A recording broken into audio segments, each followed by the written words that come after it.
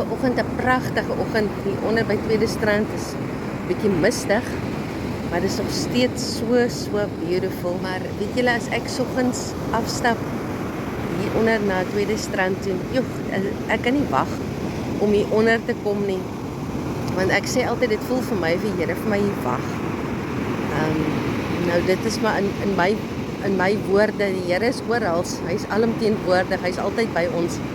Maar ek dink baie van ons het 'n spesiale plekkie waar dit net vir ons voel ons is nader aan die Here. Miskien is dit daar iewers in jou huis 'n spesiale hoekie of 'n leesplekkie of 'n stoel waar jy kan stil raak.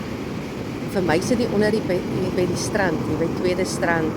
Hierso kan ek sy stem hoor en al raas die branders in die water en die seevoëls partykeer, dan is dit hier waar ek kan stil raak. En dit is iets baie besonders. Ek dink 'n mens moet meer tyd maak. Om meer tyd te maak om in die Here te spandeer sal nooit 'n mors van tyd wees nie. Dit is absoluut kwaliteit tyd. En ek weet die Here waardeer dit ook as ons tyd maak om met hom te gesels. Die Here wil ook graag ons stem hoor. Hy wil ook hoor sy kind praat met hom. En ek dink sommer net hoe lekker is dit. Ons kinders is nou al getroud en al uit die huis uit en groot.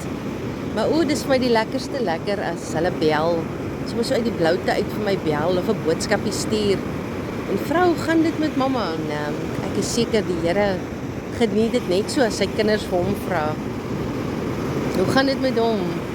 Julle dink net alles wat die Here en ons Vader moet mee deel elke dag, nê? Met al die dinge van die wêreld. En vra ons ooit vir hom, hoe gaan dit met hom?